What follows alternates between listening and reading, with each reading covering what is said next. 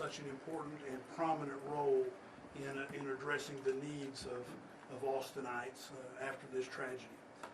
I'll have a few more things to say, but I want to bring up our Chief of Police, who, again, I deeply appreciate the work that she has done and the way she has handled this matter. And so, Chief Davis. Thank you, Mayor.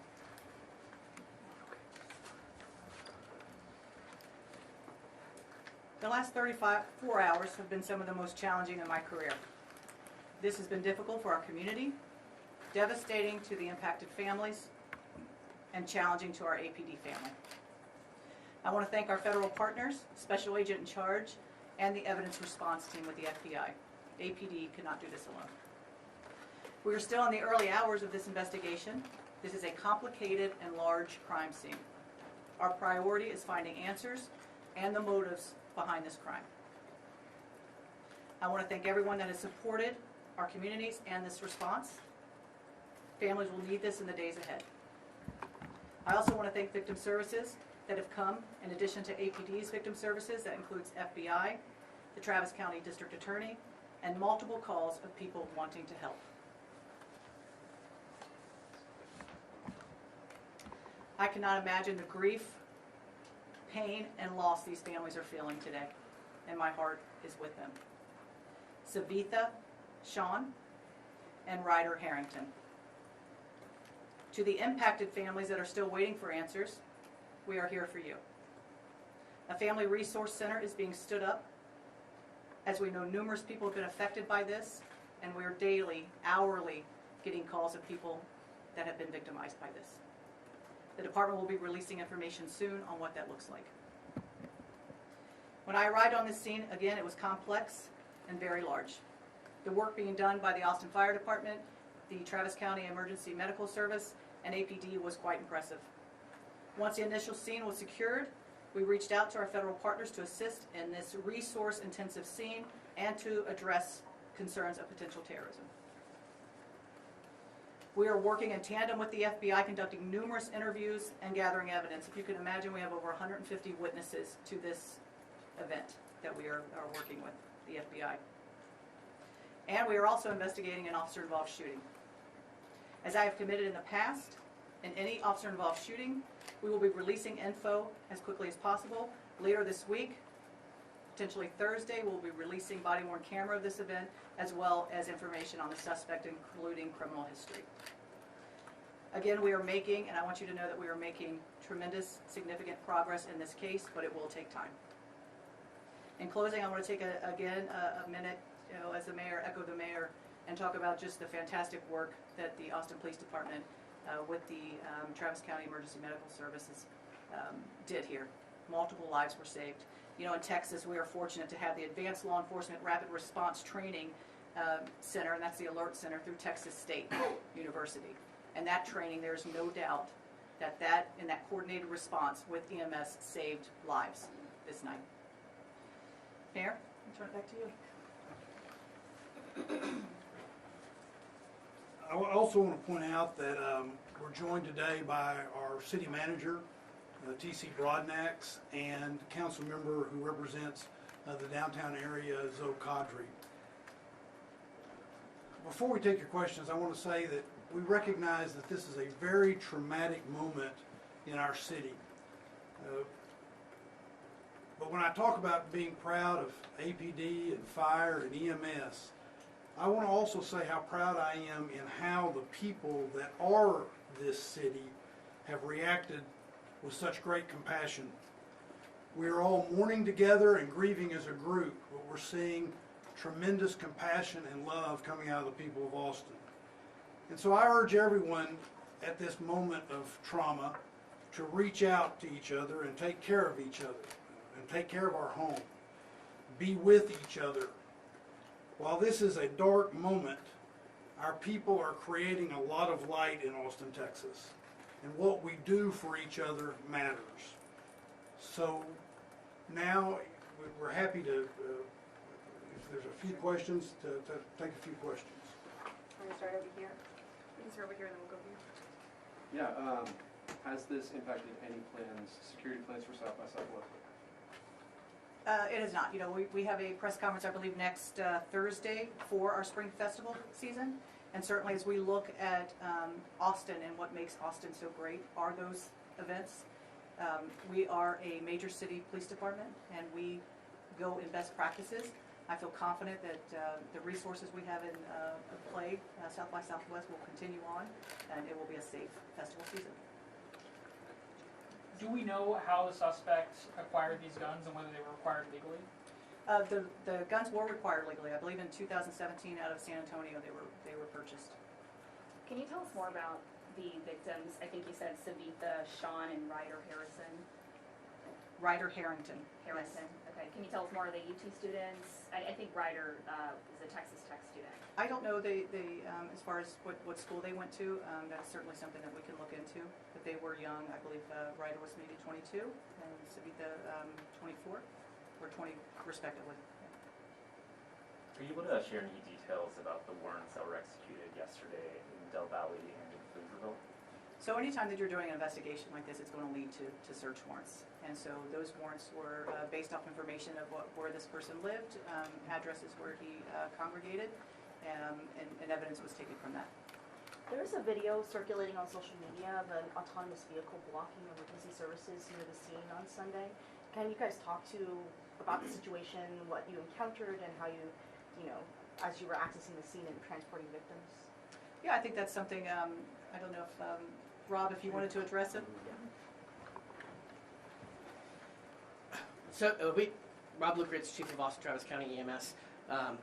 EMS, as well as our fellow public safety partners, work very closely with the autonomous vehicle vendors that operate here in the city of Austin. We had more than 20 assets, resources that responded to this event. As was said at an earlier press conference, we were on scene within 57 seconds. And so in the grand scheme of the impact on the overall incident, we don't believe it had any impact on patient outcomes. I will say that we're already in touch with Waymo and the autonomous vehicles to give them our concerns and work with them in order to try to address this moving forward. If you guys could raise your hands, please. We'll go here, then Jamal. And for the chief and for Agent Duran, can you explain what more you've learned about the possible motive? And I think it was reported that the suspect had a shirt underneath the sweatshirt that showed an Iranian flag. Is there a direct connection to the war in Iran with this shooting here? So I think for our purposes, you know, as we're, looking at the totality of this, and certainly as a police chief, and we're coming in and we're getting this information, and we see those indicators, we see, the second shirt with the Iran, the picture of the Shah on that T-shirt as well. We're thinking about events and what's occurring in the country as well. And so, in addition to the fact that this was a huge, complex scene, we're calling in those federal partners to take a look at that as well. And so again, the motives, all of those things, that's what this investigation is about right now. Go Jamal. I don't mind. Oh, sure, go ahead. Go ahead. Thank you. So I'll add on that, but first I just want to also express our regards for the victims' families, those impacted by this tragic event.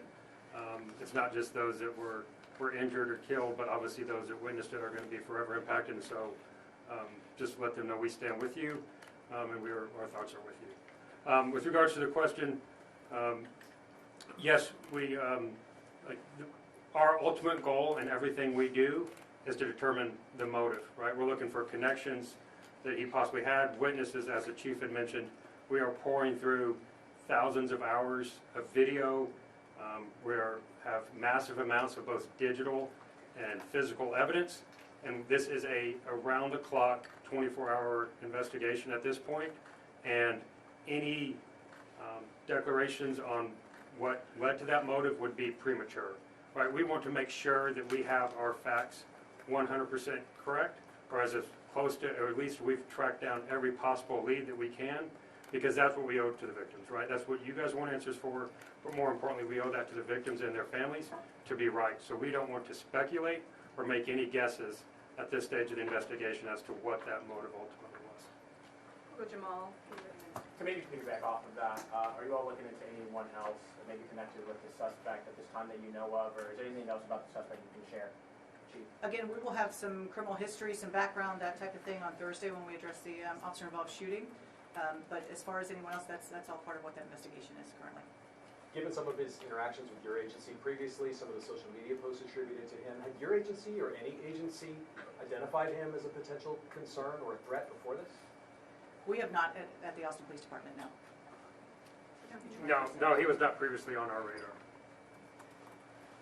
Agent Duran, I had a question for you. Yesterday, you mentioned that there was this potential nexus to terrorism that was being investigated. Can you tell us what that means in regular words, and also what those, what we've learned about that? So any act of targeted violence, which is what this was, we're going to pursue all investigative lines, right? And that is certainly one of them, along with multiple other avenues of where this could go, right? It's always very difficult to determine what's in an individual's mind that leads them to commit this type of violence. And so we will continue to, like I said, pour through the evidence. Talk to witnesses, talk to friends, talk to associates that knew this person. Obviously tracking movement leading up to and on the night of the event, and also going back as far back as we can trace them. That's what the FBI does, and we're doing that in lockstep with our partners. And we will continue to do that until we get that answer to determine what that ultimate motivation was. So we'll take 2 or 3 more questions. We're going to start in the back here, and then we'll go to Angela and end with Dante. Thank you. For either the chief or Special Agent Duran, how closely are you working with other major cities like the NYPD, the LAPD? We know New York put out a statement saying that they saw what happened in Austin and they're taking it seriously and has put them on high alert. Are you talking to other cities? Can you tell me a little bit about that? Yeah, I think, being part of the Major City Chiefs Association, those are, in contact with all of those chiefs and what's going on. And everybody better be on heightened alert. I mean, this is, what happens across the country, we all need to be aware of, and certainly as major cities, you look at best practices and you look at the way you keep people safe. That's absolutely important, and there's probably not a police chief across this country that's not talking to someone. Angela and Dante, you'll have a final question. So yesterday, 3 patients were in critical condition. Has there been any status updates on the hospitalized patients? I believe 1 patient will be taken off life support sometime today, and then 2 other patients are still critical. Can you clarify the victims' names and age, please? The victims that were killed, Yes. Savitha, Sean, I believe she's 24. Could you spell that out, please? Savitha, Shan, and Ryder, Ryder, Harrington, Harrington. I believe he's 22. Thank you. Dante, final question. I'm curious if you think that Austin's recent Saber 6 3-minute shift and things like that contributed to faster police response. Absolutely. When you look at again, I talked about the Alert Center and our partnership with Texas State and what that does. And I made a note to myself because it is, we have CAST, which is our Counter Assault Strike Team, CAST, and that includes EMS, it includes AFD, and APD. And they sit in this very room every Friday, Saturday, and Sunday night to address potential threat concerns from our entertainment areas. And so that is something that we have to be prepared for when you have large events, large-scale events, and we do this in our other large-scale events as well. When you're talking South by, you're talking about other things where there are large crowds. We are there and prepared. So absolutely.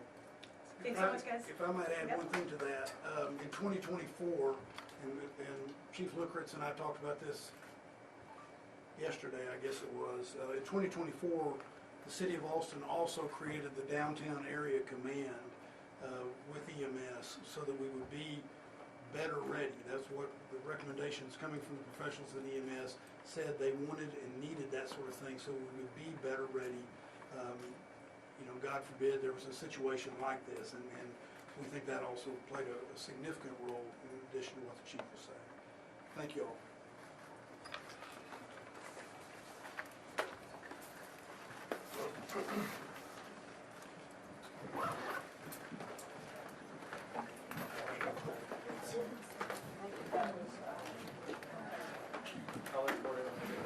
Everyone, just real quick, in closing, we will be sharing the information, the correct spelling of the names of the deceased, their ages as well, and then some additional resource information that we would like for you to help push out. And isn't there, could you, in that extra resource, just clarify what taken off life support means? We can look into that for you. And both of them. Say that again. Both from Austin. We'll find out that information. Thank you. Thank you all for being with us. Okay.